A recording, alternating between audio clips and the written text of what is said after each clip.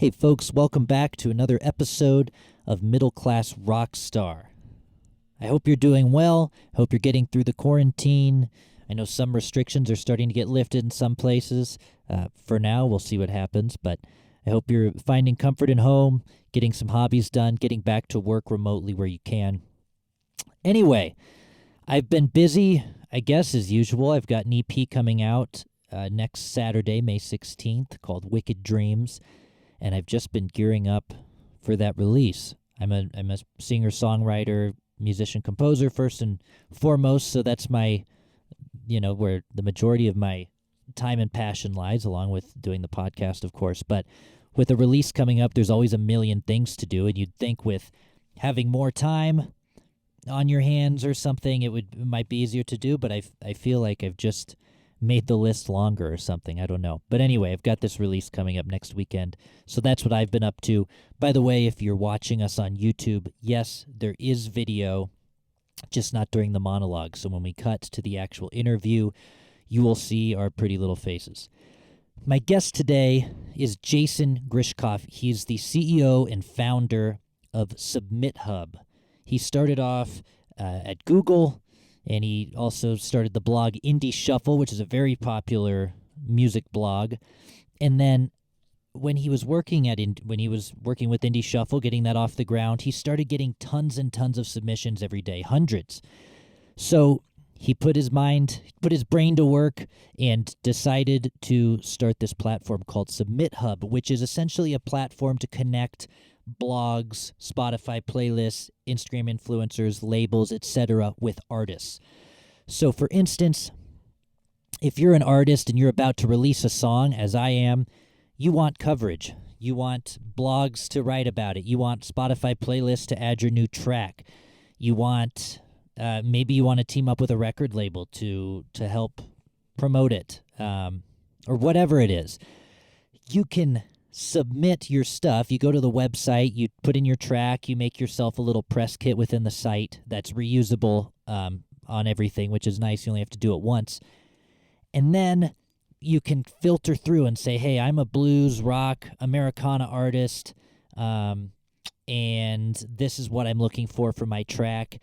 And instantly you click enter, and a list pops up of the very best blogs, Spotify playlists, whatever, for you, for what you're asking for. And then you can go down and look at all of these and say, okay, the XYZ blog covers 90% blues music. Well, okay, maybe that's a good fit for me, but I go more on the Americana side, whatever. You can look at their latest blog posts. You can look at the latest songs they accepted. It's really great. And then you have credits. You pay for premium credits. They're not expensive. And you submit to that blog or that platform, whatever it is, and they have 48 hours to tell you if they accept your track or do not accept your track, and you can request feedback as well. And if they do not get back to you within 48 hours, then you get your coins back. You get your money back, essentially. So it's a really cool thing and a really nice way for artists to go to one place to submit for press outlets instead of following everybody's individual criteria of what they want. You go to one spot and you fill it out.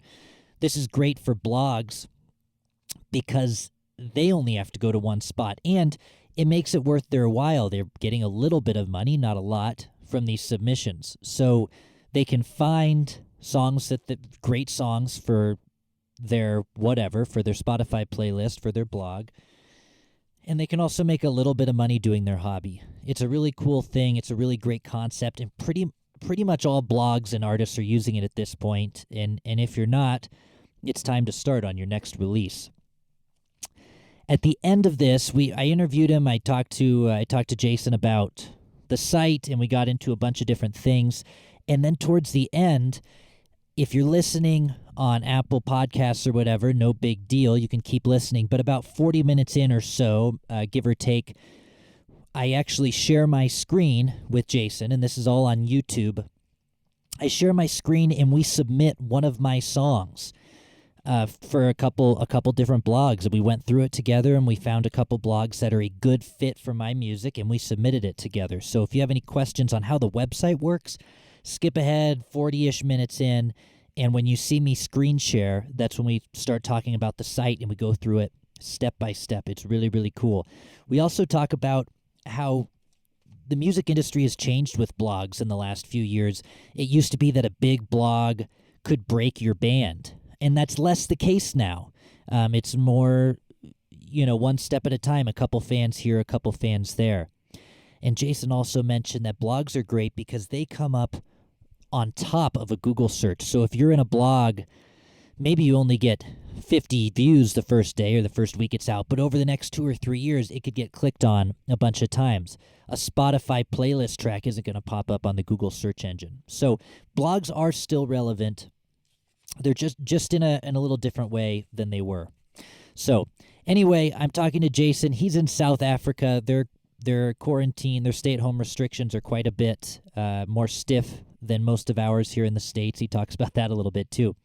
So instead of playing the interview music to jump into the interview, I'm actually going to play a verse and a chorus of my song Wicked Dreams, simply because that is the song that we submitted to SubmitHub in this episode together. So you can hear a little bit of the song before the interview starts and sort of have a point of reference when we get going. So anyway, without further ado, here's a little bit of Wicked Dreams, followed by my conversation with Jason Grishkoff of SubmitHub.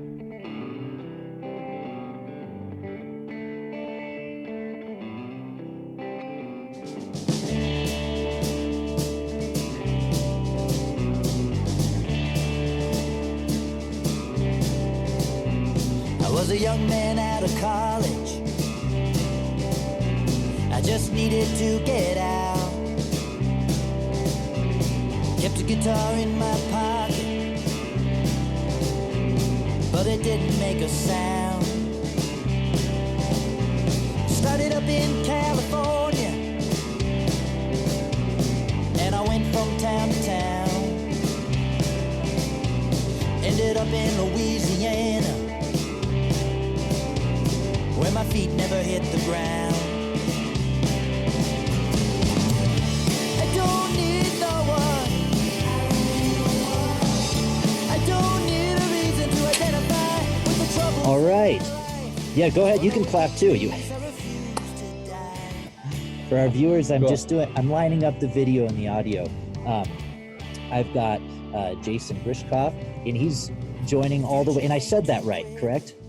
You nailed it, yeah. I nailed it, perfect. Okay. Yeah. And he's all the way in South Africa, and we're in the midst of the quarantine right now. Whenever you're listening or watching this, and you were just telling me before we started about some of the restrictions. What's it like in South Africa right now? Our restrictions kicked into place on March 26th, and they, the day of, they let us know that alcohol and cigarettes would also be banned from sale. I'm not a smoker, so that's fine. But we had 12 bottles of wine, which we've been pacing out over the time now. And I think we got 3 left. And this is going to go on for a couple more months, I predict. So that's been rough. We weren't allowed to exercise. I've got 2 young kids at home, and I normally have a nanny here to help. So there was no nanny. And yeah, it's been pretty tough. But on Monday, the nanny came back. They've sort of eased the restrictions a little bit, and essential workers are allowed to come back, and it qualifies if you do childcare, you can help go back to work. But they basically need to kickstart the economy, right? Because most of South Africa lives hand to mouth. It's the most unequal country in the world in terms of quality of life and wealth distribution. And this lockdown was really rough on people who work in informal jobs. So our nanny's not one of them, but I mean, there's a lot of domestic cleaners, gardeners, stuff like that. And they're not on payroll. They don't get paid. They just show up and get cash. And so when they're not allowed to work for 40 days, what are they going to do? So they're sort of trying to kickstart things, but I think we're still going to get the worst of it in September, they predict. Well, we'll see what happens, and I obviously thoughts out to all the people that have been affected by it so far, and hopefully, everybody can start working again as soon as possible. And I think, if you can't work and you can't smoke and you can't buy alcohol, you guys got it. You got it pretty rough down there. I can still get weed delivered to my doorstep. So, Okay. Perfect. but Perfect. but you're right. No, it's pretty rough. But at least I'm not an alcoholic, and I don't smoke cigarettes, so I'll make it through. Yeah, yeah, good, good. So you are the founder of a site called SubmitHub. And before we go any further, start off, just tell us where you came from, your background, a brief history of your background, and how this concept started. And what is SubmitHub? Cool. We'll start way back when, and we'll do it really high level, and then we'll get more detailed as we get to the recent. But I love it. I was born in South Africa. I moved to the States when I was 12. I studied in California. I did a little bit of work in DC, and I also worked for Google in San Francisco. And when I started working in DC, I was about 21. This was 2007, I think.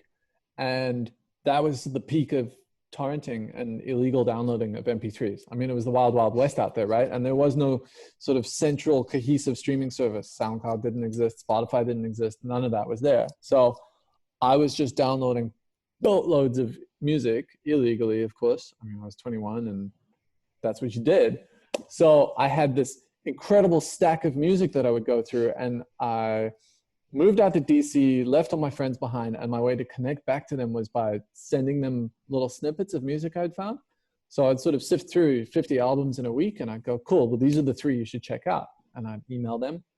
And a couple of them got back and said, hey, emails are cool, but can't you just make a blog? And so I made a blog. So in about 2008, I launched a blog called Indie Shuffle, which is a music blog that, I mean, we're now like one of the OGs at this point. A lot of music blogs have sort of faded away, but we're still here. And Indie Shuffle just covers new music we like. That's kind of what it is. It grew to prominence in part by riding the coattails of another website called Hype Machine. Like they sent us a ton of traffic back in the day. And also because we had a bit of a clever tech stack in the way that we set things up. So we were one of the first websites that had a kind of a radio player built into the blog. So you would hit play on a song and then it would line up the next one for you and that would play. And we had this before SoundCloud even had such a feature, right? Right. I mean, Indie Shuffle actually existed before SoundCloud, but only by a year or two. So people kind of started using our website pretty heavily. And by 2012, 2013, I think we were doing something around 6 million streams a month. Wow. So, and what was the primary genre? They're just all over the place, or? Super broad. We were covering, so it was a lot of more modern music, and that would then fall into, you kind of take the like a lineup that plays Coachella or Bonnaroo, that type of thing, right? So you got a mix of electronic, hip hop, rock. You got some folk, you got some Americana, which is like more up your alley, but it was, I would describe it as modern music, right? So we weren't really focused that much on jazz or neoclassical or country. We were steering clear of commercial pop, that type of stuff. So we were pumping out a good 10 song reviews a day, finding music everywhere. And actually, the blog started to earn enough money that by the end of 2012, I made the decision to quit Google. I was like, I can take this full time. And that was a really big salary to give up. But the upside was that I was my own boss, and like I didn't have to wake up in the morning. And I actually just packed up my bags and I moved to Amsterdam. And I just got super high for 2 months. I mean, this was before we'd had any legality in the States, right? 2013. Right. It was on the cusp. Maybe Colorado was pretty much there, but California not so much. Yeah. So moved to Amsterdam. I'm living like the mid-20s dream, right? Quit my job, have money rolling in. I work for a blog. I'm influential, blah, blah, blah. So it was pretty dope. And it all kind of came tumbling down in a sense, as many of these things do, because the company that was supposed to pay me all the ad money from the revenue that Indie Shuffle was earning went bankrupt, and they actually just never paid us all that money. So I was living this high style. We were supposed to be earning about $180,000 a year. Oh my. So that's a bunch of money for a 25-year-old. And I said, okay, well, let's put half of it. I'm going to spend half of it and hire a team in Bangladesh. And they're going to build like the next version of the Indie Shuffle app. Obviously, the sky's the limit, right? We're only just growing now. This is going to hit the moon. So You know, I'm like, all right, 90K goes to Bangladesh and 90K goes to my lifestyle. And then, you know, 6 months in, I'm like, hey, Spin, where's my money? And they're like, oh, no, we're working on it. It's coming. And at the end of the year, they were like, yeah, sorry, we're bankrupt. Oh no. And so, so it's like, oh, fuck. What do I do? I'm sorry. I hope I can swear on your podcast. No, you can say anything. Yep. Yeah.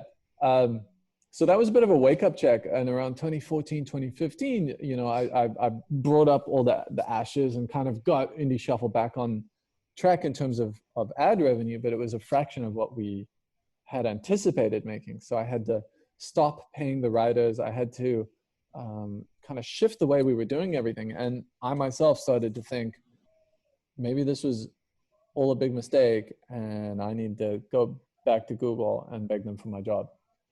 So that was a bit of a, like, no, wait, I can't do this, man. I can't. That was 2015. Yeah. I was like, okay, I got to try something else. And so I decided to spend a couple months thinking of business ideas.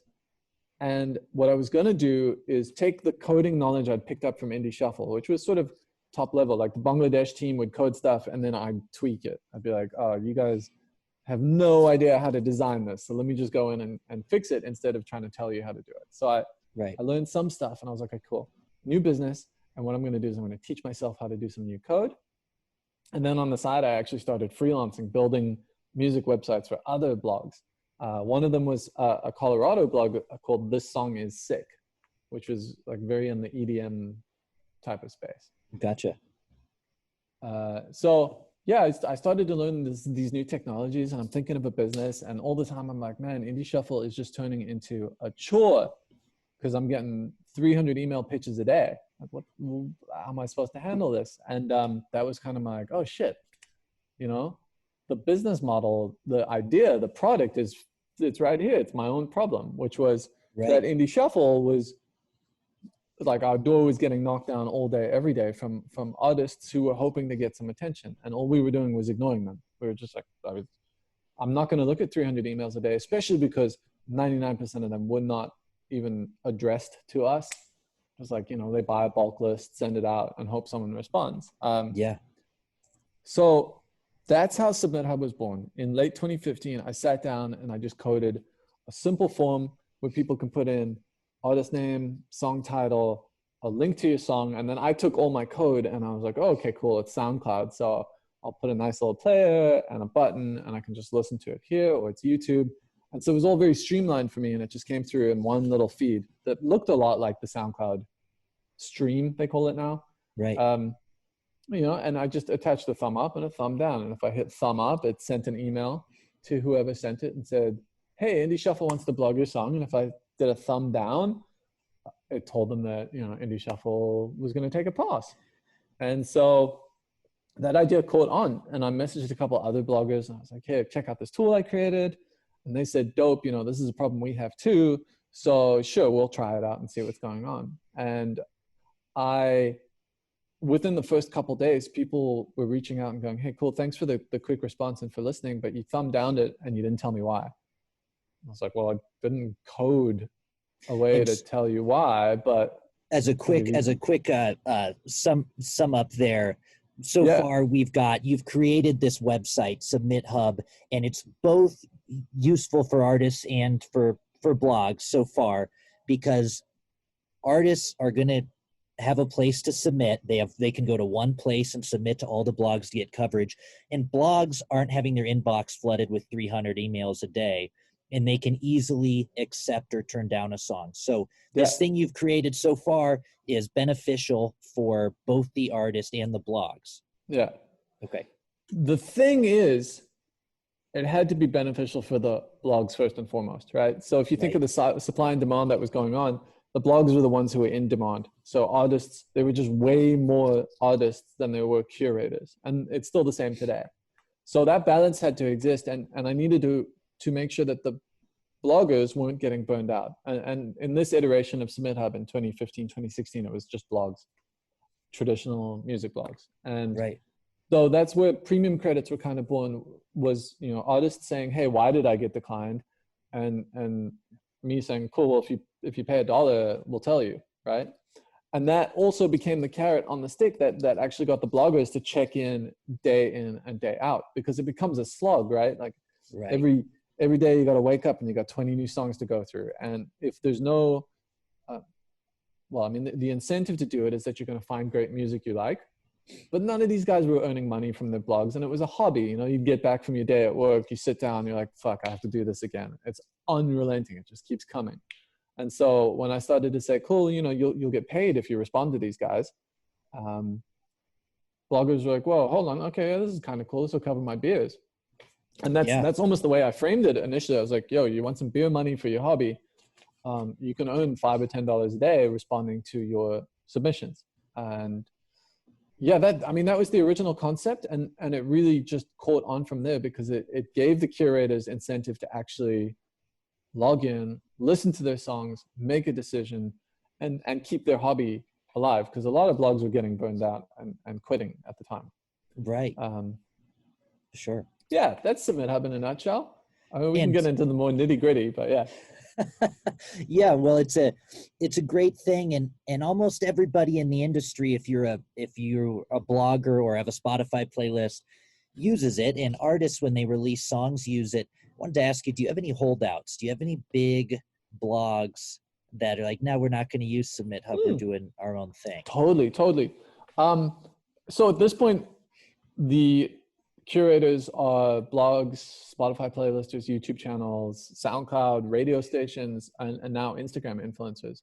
On the blog side, it's the traditional big ones who are the holdouts, Stereo Gum, Pitchfork, but then you even have ones like Pigeons and Planes, who sort of dabbled with it a little bit and then decided, nah, it's not for us.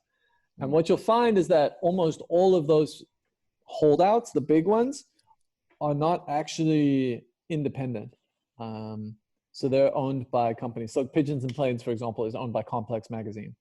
Right. So, and they focus mostly on hip hop and electronic. But when I approached him about it, he was like, cool, this is great. But, you know, I'm not really worried about money. I've got a salary. I've got a company to support. Like, we're doing bigger deals. We're doing collaborations. We're working on all this. We don't need a tool like this. We're just, right.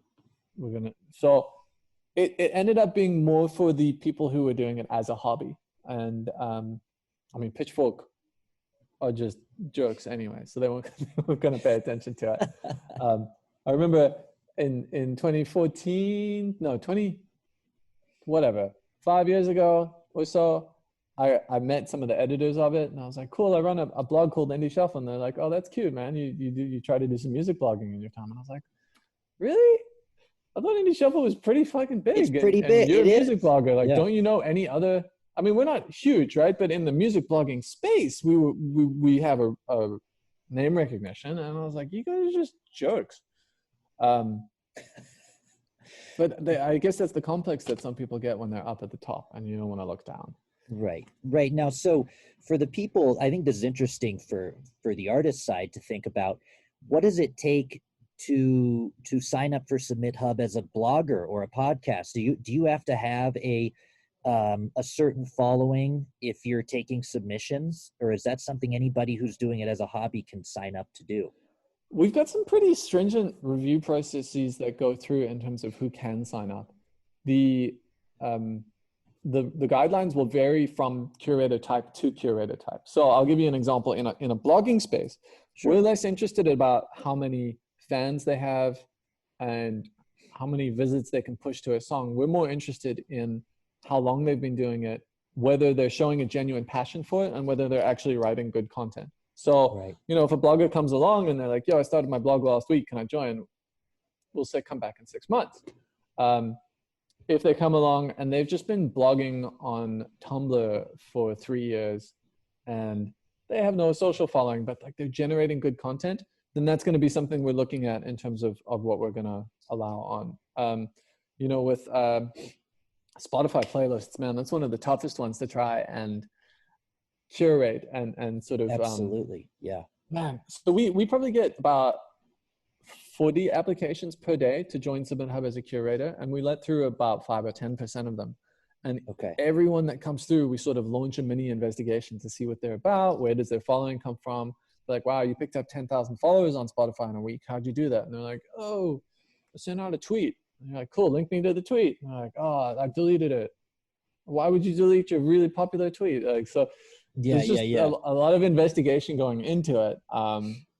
And it's, we've actually had to hire, it's just been me and Dylan, one of the partners in SubmitHub, working on it. And we've become overwhelmed at this point in terms of that review process. So we've got 2 new employees who are helping us So do as that. yeah. Yeah. Yeah, and so as a CEO, you seem pretty hands-on. I mean, when I go to the SubmitHub website and I look over in the artist chat, I don't think there's a time where I don't see your name pop up responding to somebody. So do you still do that, and you still do a lot of the like you were saying, approving blogs or playlists to be on the site, and coding, right? You're still very Yeah. involved on the ground level with everything, right? Yeah, I still do everything. So up until now, it's been a 3-man team. There's Hinku, who does sort of finance and legal stuff. So he's in the background, and most people won't interact with him. And then there's Dylan, who does the review process. So anyone who applies to join, he's the guy who's sort of the cop, who's checking to make sure your paperwork's good. Right. And historically, he's also been the guy, because once they join SubmitHub, it might look cool, but people misbehave over time, right? And so we're constantly having to keep an eye on. There's now 1,200 curators on the site active, so it's become a full-time job trying to police that. So what I do then on my side is I write a bunch of code to try and automate as much of it as we can. So we look for patterns, irregular growth, plays that look wonky, just sharing going to the wrong places. We have all these feedback loops where artists can rate people and whatnot, and so we're trying to automate as much of it as we can to keep the community alive. But yeah, it's there are times when it's not much work, but this quarantine has really messed things up. So Yeah. like, I haven't been able to work during the day because of the kids, and that set me back quite a bit. And when I do get work, then I'm just doing the customer support, because as you point out, I'm still there in the chat rooms responding to people. And that's cool because it means I can get direct feedback from users who are like, hey, this is broken, or this doesn't work, or I wish this did this, or man, this site's a fucking piece of shit. And I'm like, okay, cool. Well, what can I do to fix it? Yeah. And so the SubmitHub you see today is really built on that feedback loop. And so it's still really important to me that I'm there listening to the bloggers, to the artists, and just keeping track of things that might be able to see an improvement, or just things that are broken, because I break shit all the time. Of course. Yeah, right. And so how have blogs changed in your opinion in the last few years? I mean, do all indie blogs need a Spotify playlist to go with it to be relevant in your opinion? How have things have certainly changed in the last few years. What are your thoughts in general? Right. Well, let me think about this from the artist perspective, because I think that's a good way to look at it. And I imagine most of your listeners are going to be coming from that background too. Yep. The good old heyday of blogging was really hinged around Hype Machine. I don't know if you're familiar with Hype Machine. Yep. But for people who aren't, it was a really cool website that just kind of monitored a select group of blogs that they chose. It was about 1,000 of them. And it just had a chart that showed you what was being blogged the most. And it had insane influence. It had so many users on it that if you hit #1 in the popular chart, you were going to pick up in 24 hours 100,000, 200, 300,000 plays, right? And it wasn't just that. People would sit down at the A&R meetings at UMG and they'd be like, cool, well, let's start with the top 10 on Hype Machine. Is there anything we should be paying attention to? Right. Coachella's booking team would sit down and be like, cool, what's been good on Hype Machine lately? And that's really where people were looking to extract these trends. And so the blogs that were feeding that became really influential, Indie Shuffle included. But I mean, any blog on Hype Machine was hugely influential. And this is where the whole origin of the problem I was solving with the emails began, because people were like, whoa, these blogs are influential, we should try to get on them. And then next thing, there was like a whole business built around hiring publicists and buying spreadsheets and all that shit. So right.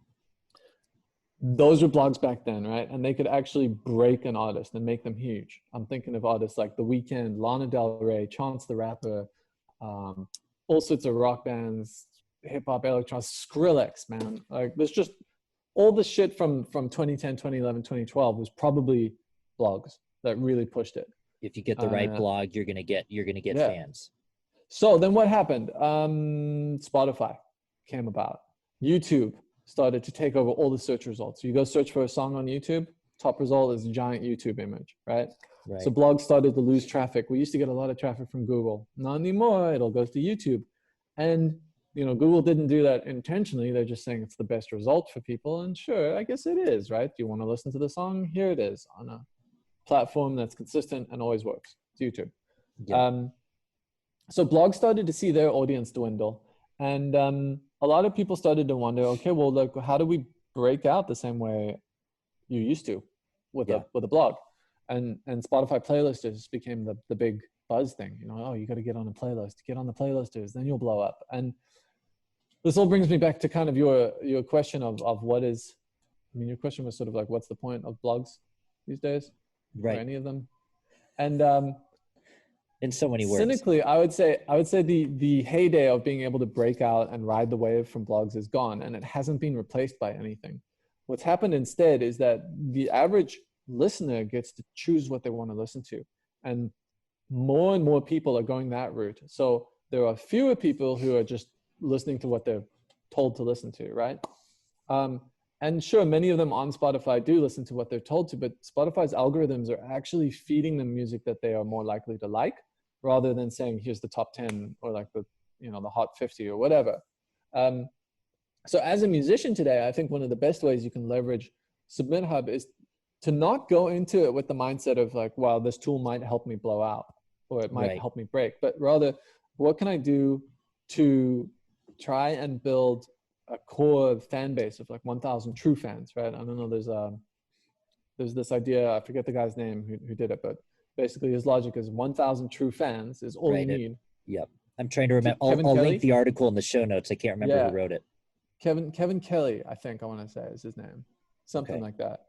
But I think as a musician today in 2020, that principle is actually really important, because the odds of you breaking out is unlikely. Even if you get picked up by a big Spotify editorial playlist, you're going to get, 50, 60, 100,000 plays in the month, right? If it's a nice big one. Right. And you're going to get your check for $1,000, $2,000. But as soon as they pull you out of that playlist, your listeners are gone, your money's gone. Who's left behind? Hopefully some people, but it's not the 100,000 that you were getting for, that month in the past. Right. And I think what's really important is to build up that smaller group of people who actually connect with your music and that you can connect with. And that's where I would say SubmitHub is quite useful as a tool today.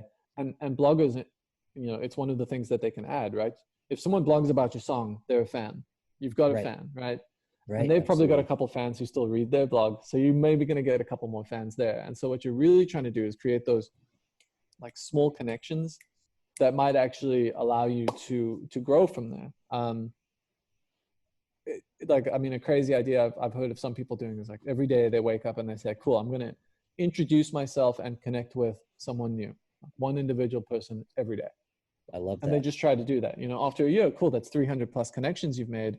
Maybe 200 of them are fans, but they go home, they tell their wife, their roommate, their whatever.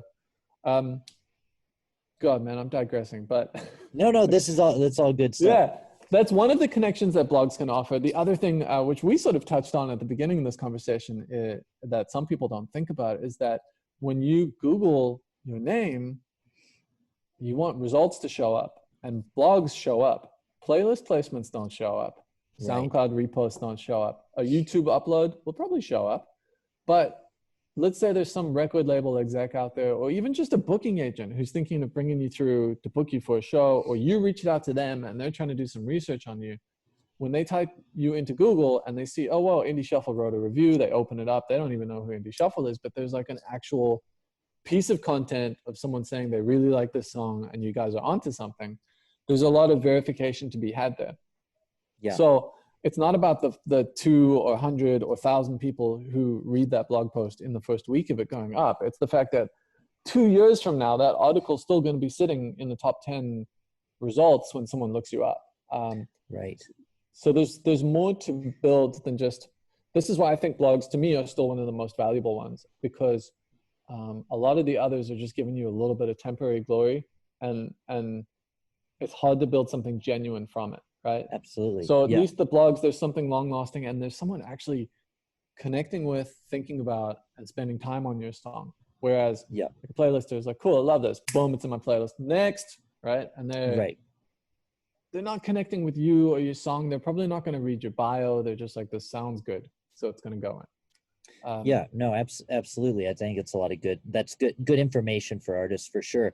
And also I wanted to mention on your site, you've got where you can submit to blogs and playlists and Instagram influencers. You also have a spot on the website where for record labels. How does that part of the website work? Right. So it's the idea is to create connections, and they're pretty much all indie labels. UMG had a few of their sub labels on there for a while, Universal Music Group, but they ended up just being like, yeah, it's too much. It's too much for us to filter through. Right. But the idea, I like to think of it this way. If you're a musician, you love making music. And for most musicians in 2020, you got to be a full round businessman, right? Or businesswoman. And you can't think about just your music. You have to think about selling the product, going out on tour, making sure everything's there. You're doing all of that. And for some people, that's just really not them. It's not what they want to do. Right. And so record labels in 2020 are very unlikely to fork over a bunch of cash for you. There's just so much music and there's no point in them doing that. But the way I like to think of it is you're trying to find a business partner, someone who believes in your music enough to step out there and do all the other stuff that you don't want to do. Yeah. And from their side, they need to be able to see a potential to make money off of your song, right? Right. They have to. That's how they make their living. So you got to think about it that way. But the idea with the label side of SubmitHub, which is, I think it makes up like 2% of the submissions on SubmitHub, Okay. maybe even less at this point. The idea behind it is that you're trying to create a connection with someone who can help you. So you could filter it and say, Right. you know, I live in Colorado, so I want to find some indie labels from Colorado. Actually, you can't do that. You can do it by the US. Oh man, the US is big though. It's pretty big. Well, all right, but I mean, another example you could do is say, cool, we actually really want to go on tour in Europe, right? But we don't really know people in Belgium or the Netherlands. So let's maybe reach out to a couple of indie labels in Belgium and the Netherlands and see if they'll help us with that part of our tour. Maybe they'll jump in and be like, oh yeah, I love your sound. You guys have a good following. We've got some connections at this venue. We can help you book it, promote it, etc. We want this cut from the show. You guys will get this cut. But you're essentially trying to make a business connection to help you. And that's, I think, a better way to look at labels in 2020. Maybe Absolutely. I'm sure there are people who will disagree with me, but from my perspective, it's looking for a business partner who's going to help push your product, so that you don't have to, and hopefully they know how to do it better than you do. Right. And I'm guessing the acceptance rate, I know I was reading that the acceptance rate, if you're submitting to a blog or something, I think was somewhere between 10 and 12%. Yep. Is that significantly different for people pitching their stuff to an indie label partner? No, I wouldn't say so. And the other thing with the label, of course, that you need to understand is that when they approve your song, it doesn't mean, hey, we're signing you to our label. It's more like, hey, let's talk, right? Right. And so I always encourage artists that the next step you should do at that point is get on a Skype call or a Zoom call, meet them, talk to them. Like, don't just, do these online, like, hey, yo, sign this form and we're done. You're just going to walk away wondering what the hell you did. Right. So I think gosh, to be honest, I haven't dived into the numbers recently, but overall the average is roughly the same. It's about 10%. And that's a conversation. 10 to 12% of the time people are getting conversations with somebody on that end of it. Yeah.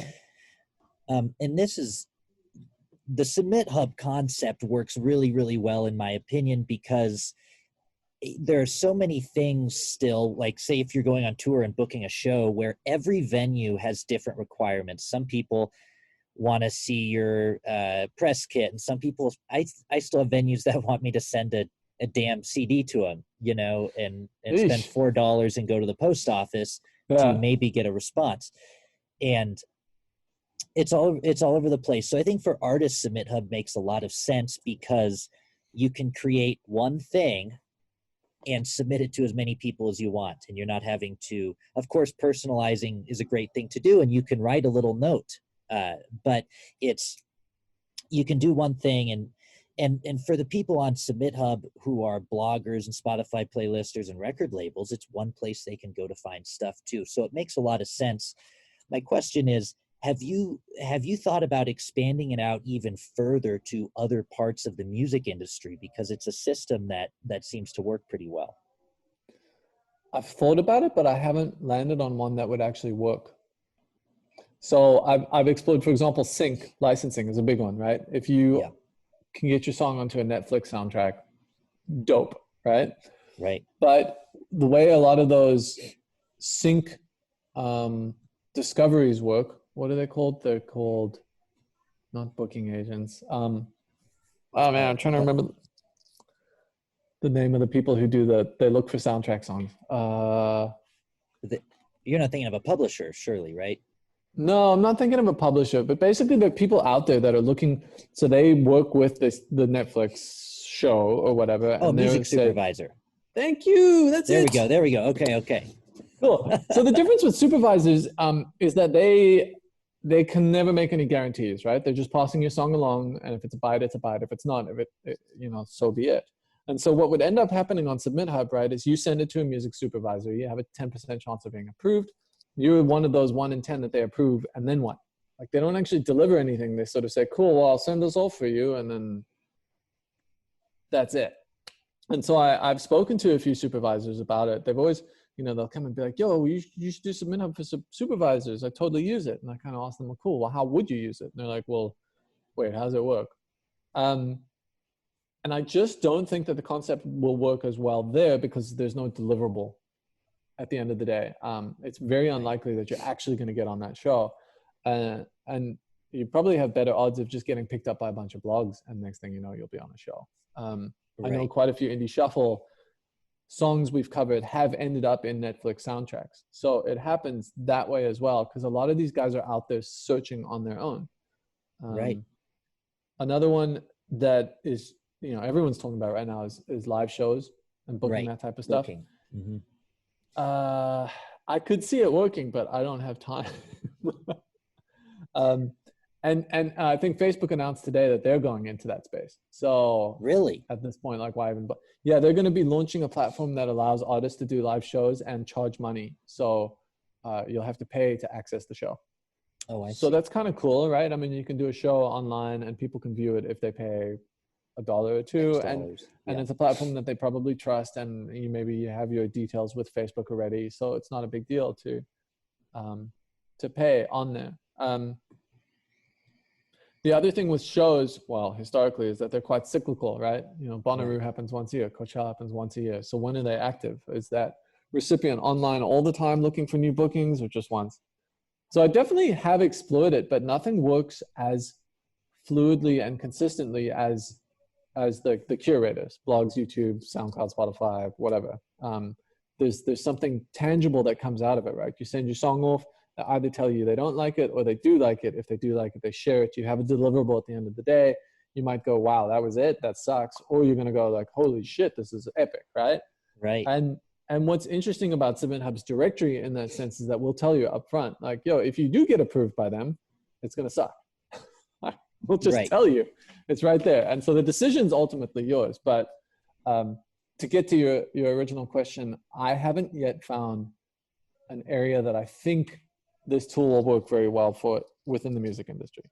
Gotcha. Yeah. So with our remaining time here, I was mentioning before the interview, I have an EP coming out next weekend, and I'm trying to use SubmitHub. So I've been going through the site, and it was coincidental that as I was first looking to submit to the site,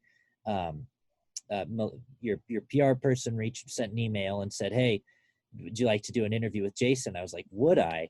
Maybe he can help me navigate his website a little bit too. I'm happy to, man. So for people that are listening on Apple Music or SoundCloud or wherever, you can still follow along. But if you're watching on YouTube, we're actually going to share screens here and submit a song and see how it works. Cool. Are you going to share your screen? I'll just tell you where to click. Boom. There's my screen, and there's Ari.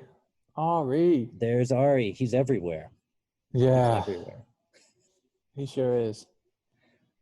So there's me in the chat rooms. What's that? Oh yeah, in the chat room. See, there you are. There you are. Cool. We're all over here. All right, and we're using Safari, which is good. I don't test Safari enough. So what's kind of cool is that this is going to be a bit of a testing opportunity. I get to see what's going on your screen and be like, oh, I got to fix that, got to fix that, got to fix that. Perfect. So let's give it a whirl. So yeah, I went ahead and made little profiles, if that's what you call them, for each of these 3 songs where they've got the YouTube video attached and the SoundCloud links.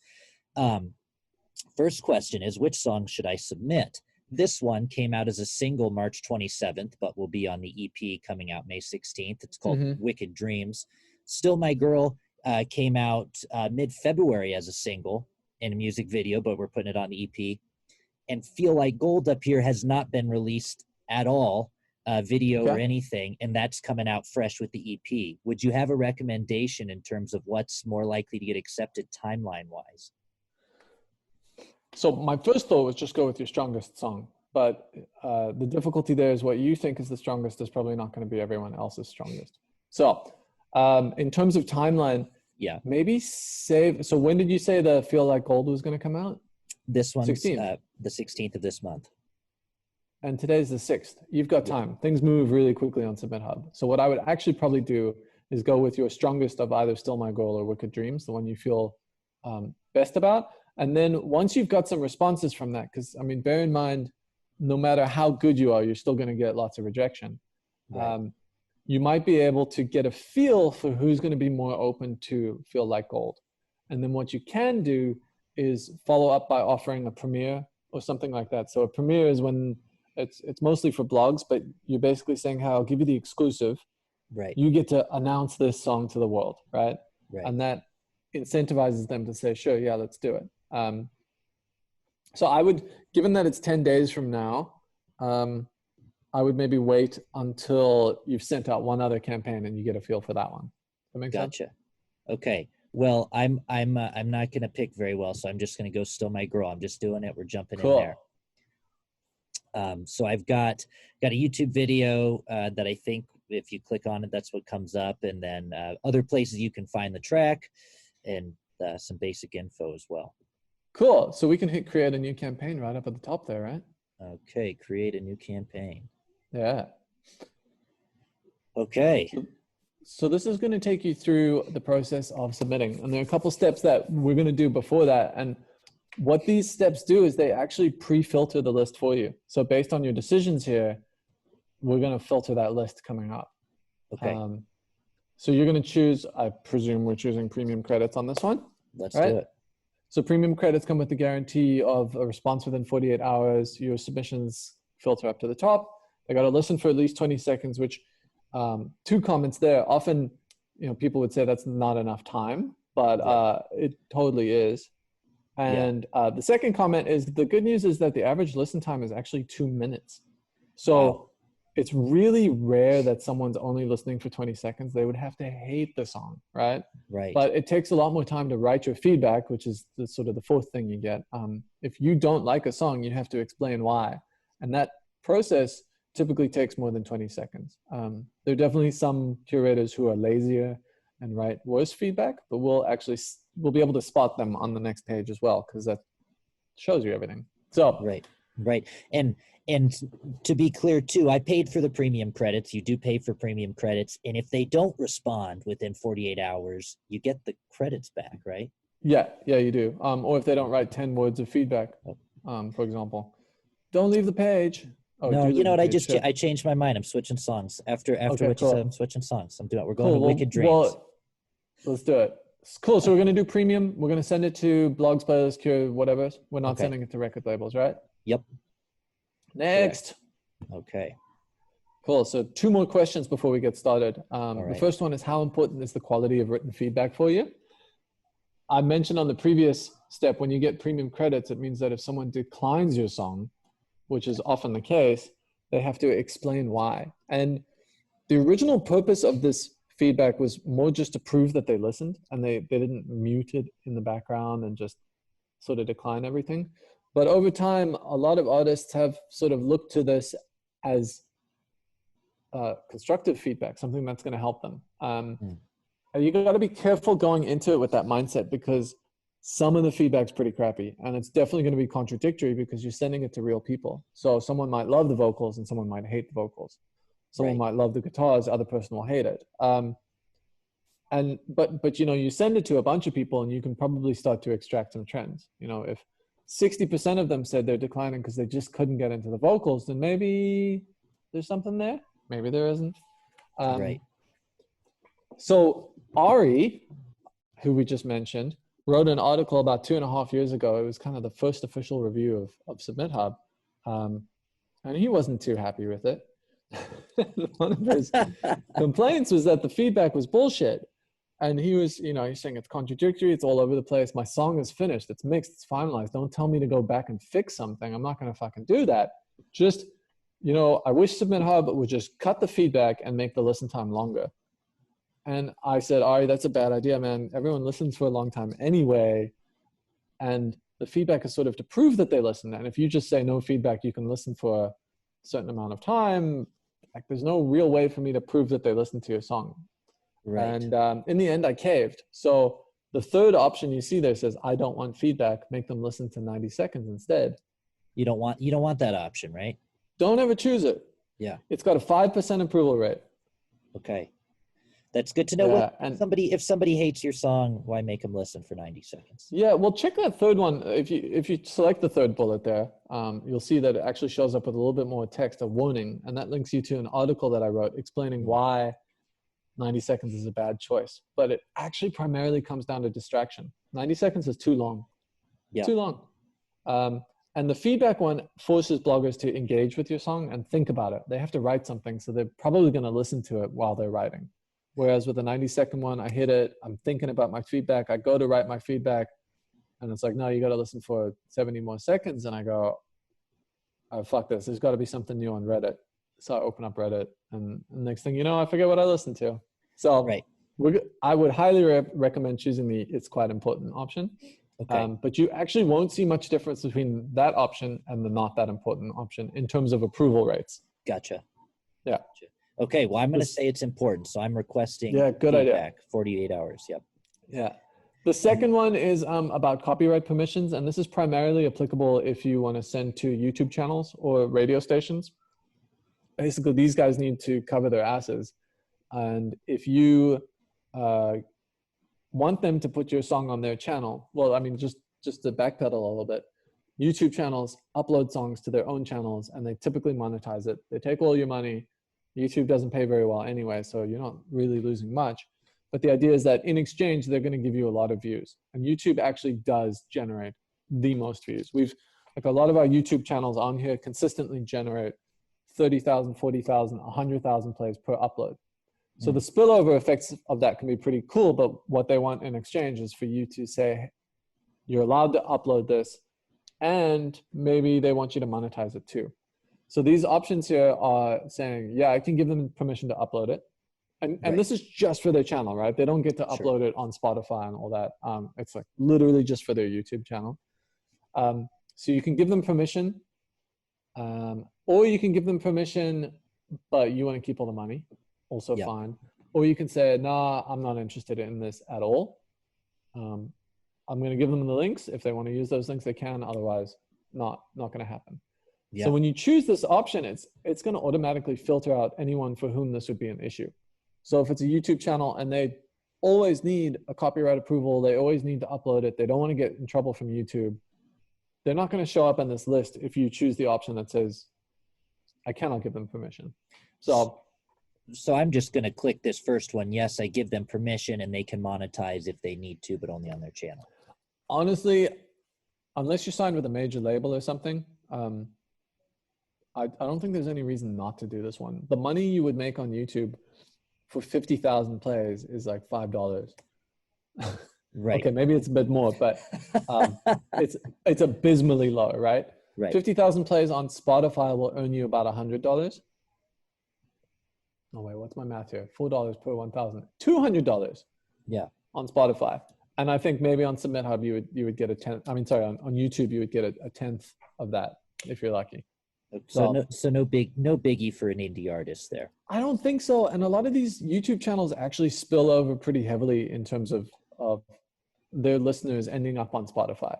So they listen to stuff on YouTube, they go, this is dope, and then they end up listening to it on Spotify. So YouTube channels, in my mind, are still actually quite influential in this game, just in a sheer numbers game. They're riding that YouTube algorithm, and they can just pump tons of plays into your song. So I'm going for it. There we go. yeah. Okay. Cool. Now we're on a really big page. There are more than 1,200 curators on here. You've already filtered it down to 208. And you did that by taking the first step. Yes, I choosing did. Genres. Yeah. Yes, I chose genres, and I went with folk and Americana. Yeah. Cool. So now what happens is it takes this whole list of 1,200 curators, and it says, show me all the curators who take either folk or Americana. Right. And you might say, well, folk and Americana aren't the same song. So on these guys, you can see there's a little red one that says genre match, and they got a 1.6 out of 5, which means they actually are probably not a good one to send to. So we know at the very My top of our Weekly page, Addiction, probably a no-go. No, but check out, just scroll up to the very top of the page. See that orange call out? Yes, genre match high to low. Yeah, do that one. That's it. That's my top tip for submitting. Once you've chosen your genres, sort by genre match. And then what you see here is a bug that I'm trying to work out. Gosh darn it, where it's not loading all of the information. I thought I killed this. Have you refreshed your browser in a while? Should I refresh this really quick? Oh yeah, let's refresh it. Let's see what happens. I fixed this bug. I swear I fixed this bug. Look at that. There they are. I fixed it yesterday. No. Oh my god. Wait, but if I click on more detail, does it all come up? Yeah, there? then it's there. That was my sort of stop gap measure to make sure it did work. But oh boogers. This is actually a great example of some of the work that I need to do to make this slightly better. But basically what happened was 2 weeks ago, I made the realization that this list of 1,200 blogs was so big that every time you opened the page, it was downloading 10 megabytes of data. Wow. And in 2020, that's actually not that crazy. Like one of those new, when Apple launches like their new MacBook and they have a fancy page that you can scroll down. Yeah. Those pages are like 60 to 100 megabytes. They're massive. They're gargantuan. But still, 10 megabytes is too big. And so what I did was I split it up, and I was like, okay, well, we're only showing 20 blogs at a time. So let's just fetch the data for them. And then when we filter, let's get the other data. And the reason it was not working there was because it wasn't fetching the other data. Right. But for your listeners, I'll have it fixed. Okay, it'll be fixed. I'm the guinea pig. Yeah. It's going to be fixed for you. Yeah. Thing is, the genre match still works here. So now what we're looking at, we've filtered by folk, Americana, and we can see that after sorting by genre match, it's showing the people up at the top who really like this combination of genres. So a 5 out of 5, the genre match score, I basically say, okay, we've got folk and Americana. So find me all of the blogs, curators, whatever, who like both of these genres and give them a high score. And then the scores adjust as it goes down. And it doesn't just factor that in. It says, okay, look, ear to the ground music, right? So we'll take a look at them.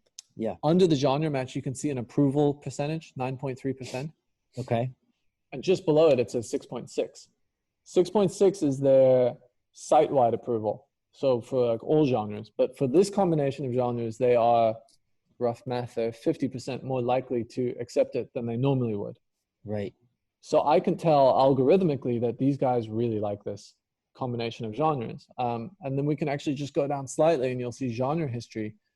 And you'll see they've approved 500 songs from these two genres in the last year. And they also like singer-songwriter, indie pop, and indie rock. And so you can kind of eyeball those genres and be like, does this seem like the type of person who will like this music or not?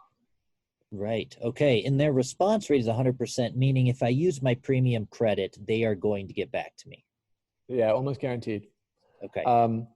So that's the very first thing I do when I try to decide if I'm going to send to someone, is just analyze the genres and think about whether they're the right person to send to, right? Right.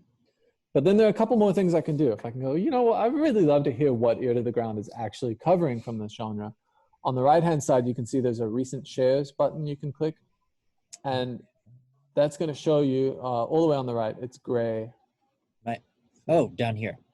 Yeah, but there should Oh, be but one it's at the up top. top. It's up top. Oh, because Under your video. you're in my way. Yeah, there we go. Recent shares. Oh, you're in my way. That's right. Okay. But you can actually take a sample of the stuff that they've been listening to, and you can also click on those links to see the actual blog posts that they're doing. I see. But you could listen to any of these in SubmitHub just to get a feel for the type of stuff that they like. Wow. Okay. So and these are the recent ones that they've done. Oh, see, 7 days ago, 12 days ago, 6 days ago, 2 hours ago. Okay. Cool. This is the thing with SubmitHub. It's almost an overwhelming amount of data. And the more time you spend trying to figure out who you should send to, two things are going to happen. You're going to have fewer people to send to, and you're going to have better results as well. So some people come in here. You recommend spending that extra time really dialing it in.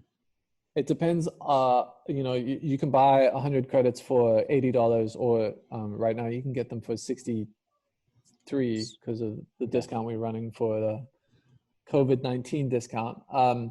But like, it depends what that's worth to you, right? For some people, they come in here and they're like, look, this is going to take me 2 hours to decide who to send to. I'm just going to select everyone and go, right? Right. And they're probably going to have a much lower approval rate, but they didn't waste time on it. And for them, maybe $63 isn't that much. That maybe they earn that hourly, right? And so they're like, yeah, I have better, let me just send this out, and then that means I can go work for an hour. Boom, that takes care of itself.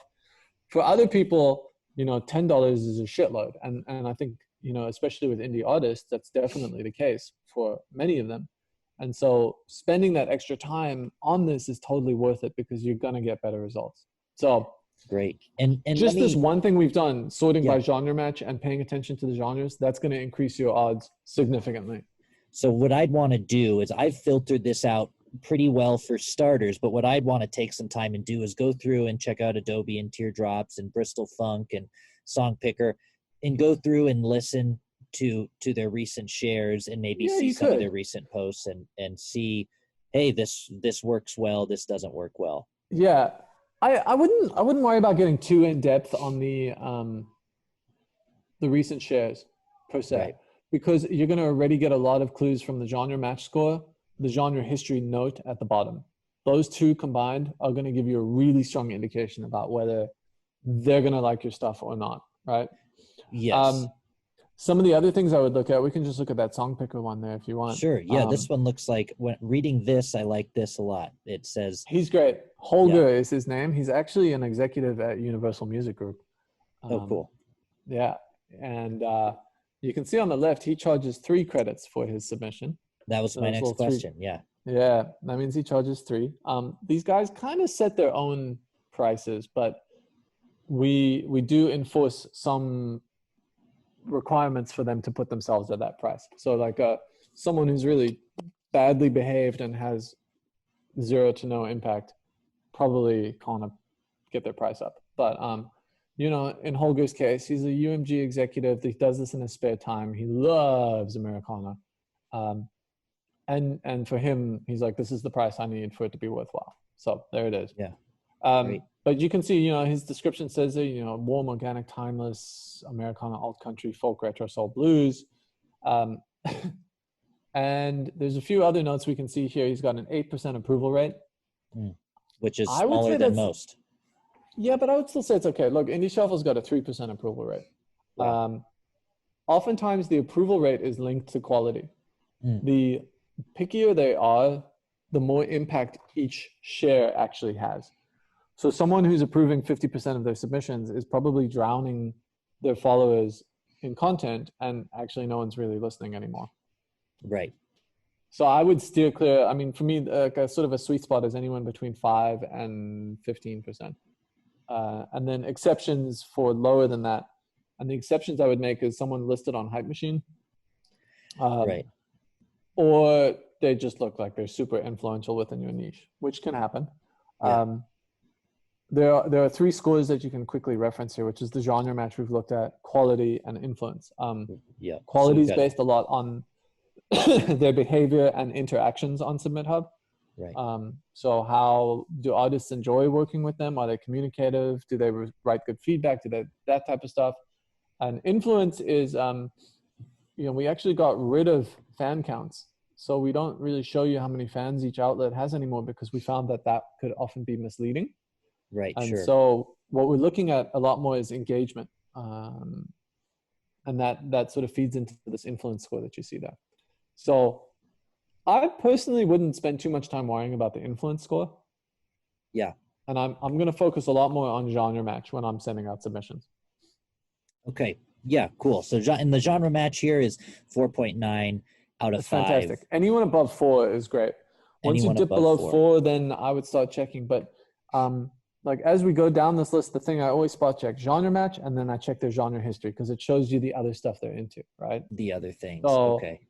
Like this Also person likes also indie likes electronic. indie electronic, which might be like maybe not, but then you can see their other two are singer songwriter and indie folk. So Prefers not to receive Americana. Okay. Yeah. All right. So this is an interesting one. Well, I told you originally it's folk or Americana that we're doing this filter on. Right. And these guys have a really high genre match just based on their folk. And kind of makes me wonder why they don't have Americana enabled. But my algorithms are there's so basically much saying, overlap, I would think, between the two yeah, genres. I would think so too. And you know, they've also got indie folk. So I would probably say these guys. Here's where actually, see at the end of their note, it says not a fan of country music. Ah, okay. So that might be why they have Americana disabled, because they're like, there's too much country coming through in that genre. Right. So then it's up to you to say, well, do I lean to it? Do I have hints of, country? Is it worth risking? Does it lean country? Does it lean folk? I'm just going to dismiss this really quickly and say, look at that approval rate, 47%.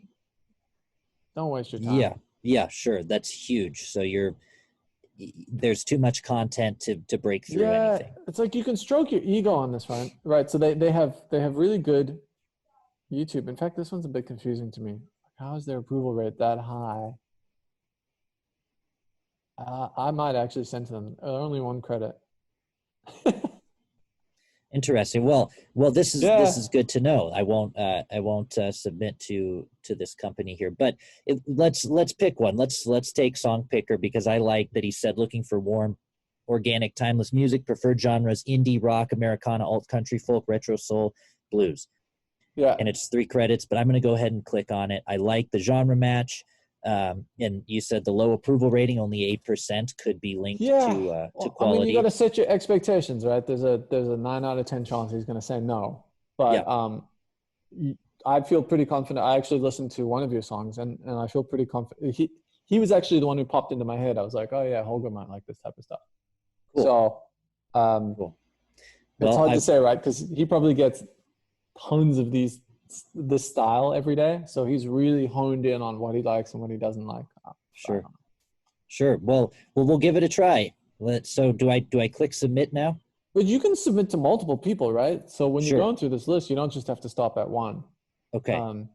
So I would, some people will do 200 in one submission at once. Okay. Yeah. Well, for sake, we could pick one more here for fun. Well, let's just analyze one more and I'll tell you. Post to wire. Here's an interesting one. Okay. They've got this really good blogger badge. And what that means is that they write blog posts. So we found when we first signed people up, a lot of the blogs would end up doing a SoundCloud repost or a Spotify playlist. And we were like, that's not why you're on here. You write blog posts. And so we created a program called the Really Good Bloggers Program, which is for blogs who approve their songs as blog posts and write content. They don't just copy paste a press release. They do stuff like that. Good. So when I see these guys pop up, I always think, okay, that's a pretty good sign, right? Really good blogger. Okay. Yeah. Cool. And you can also see on the right, again, if you wanted to see what they blog, you can click that recent shares button and that's going to show you what they do. So it's going to jump up. I could click this right here. Yeah. And then below each song, you can see there's a link, http:// And this would take like they do Spotify and a blog post on every single one. Oh, cool. So I could click on this and it's going to open up a new tab and it's going to show you the blog post, and you can kind of see if you get picked up by them, this is what your content's going to look like. And this is something that would be really great if someone was on Google going through and, they hit this and here's a blog review. Look at that. That's great. This is rare in 2020. This is really good. The currently listening, you can see some comparative artists. Oh, Drive By Truckers are on there. John Moreland's on there. Cool. No, this is great. It looks super professional, and they've got the Spotify playlist embedded here. Yeah, which is where all their songs go. So this is what I'm talking about with blogs. Like how many people are going to actually read this article in the first week? Maybe 50. But with blogs, you really got to think about the long game here. Like once you get picked up, you're going to be in Google. That's it. That's the search results. It's going to be high quality. Someone could hit this in 3 years. It doesn't really matter. They're still going to see this sort of verification going on. So. Yeah, no, I love this. Well, I'll add I'm going to add this one to the list too, and I'll go through a little bit later and spend some more time doing others. But for our purposes, I'll stick with these two for now. Submit it, yeah. Just to kind of show the example here. So we'll say submit. Oops. No results found. Does that mean a right click or you held for too long? Or... Oh, there we go. Yeah, there it is. So the last thing it does is it asks you to write a quick pitch. So it confirms your stuff, or you're going to send to these two people, and then a little quick pitch. So this shows up in the blogger's feed, and they can actually see what you've written. So it's like a little note for them, right? Okay, and so I could say something like, doing a podcast right now with Jason G. And we handpicked these two, and we handpicked your outlet. We handpicked you. And we handpicked you to submit to. Right now, to show the submission process with Jason, I have enough left. Now, this could backfire too. They might be like, that's bribery. What are you trying to do here? You're trying to sway us. Doing a podcast right now to show the submission process with Jason Grishkoff, and we handpicked you to submit to. Boom. All right, there you go. There you go. So now what's going to happen, you hit submit. It's going to take you back to your, probably take you to your artist page. There it is. Okay. Oh, no, to the song page. That's cool. Mm-hmm. And you can see there's your song again, but now there's actually a new tab, which you didn't have before, which is campaigns. Okay. Yeah. So I would click this? Or no? No, the tab just below, come down to the right. You'll see it says campaigns. That's the one. Oh, I see. So if I was to go do this process again with the same song, but click on 50 other blogs, that would create a second campaign. Yeah, second campaign. So you attach multiple campaigns to the same song. Cool. Oh, I love it. Awesome. So there we go. And when this, actually, I think this is going to come out tomorrow. I think we pushed it to this week's episode. But so, okay, so I have to fix that bug. You have to fix that bug. If this comes out, if I get the results in time, I'll share them with everybody in the monologue. Okay, cool. We'll see what happens. No promises. Yeah, exactly. But it was fun, and these last 20 minutes or whatever. If you're watching on YouTube, you get to see exactly how it's done, and I wish you all the best success with it. So I think we'll call it a day there. And Jason, if you'd stay on the line with me for just one more second, but I'm going to stop the recording. So thank you for me and Middle Class Rockstar listeners for joining me today. My pleasure. My pleasure. Right on.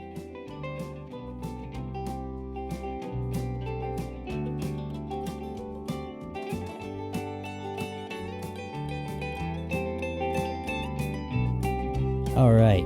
How about that? That was a lot of fun. That's certainly the most long distance interview I've done, although now that we're all just on our computers, what's a few miles here and there? This was a fun episode. If you're a musician, there's certainly tons of great info in here for you. If you're a blogger and you're not signed up with SubmitHub, maybe check it out. Or if you're an Instagram influencer with a certain number of followers, maybe something to look into. Also, if you're an entrepreneur, I think Jason is a great resource. Check out more of what he's done. Really nice guy, really put together. And he has a couple successful businesses that he's built from the ground up, so somebody to look at there too. If you liked the podcast, it really, really helps out if you go rate and review on Apple Podcasts. We're also now on Spotify. I think this is the first episode that'll be published straight to Spotify as it comes out. So we're on Spotify. Middle Class Rockstar. Give us a follow on Spotify if you can, if you think of it. Also, these are now being put up on YouTube, youtube.com/Andy Sydow, Sydow. And I have all the episodes under a Middle Class Rockstar playlist. Will have that in the show notes as well. So go check that out. If you have any suggestions, questions, comments, concerns, hate mail, or death threats, you can email me at middleclassrockstar@gmail.com. I want to say a quick thanks to our sponsors, PQ Mastering. Patrick at PQ Mastering puts the finishing touches on this podcast. And for any of your audio or restoration needs, go to www.pqmastering.com. Also, Narrator Music. They provide simple and affordable music for sync. Go to www.narratorrf.com for more info on that. That's all for me. I'll see y'all next week. Have a good one.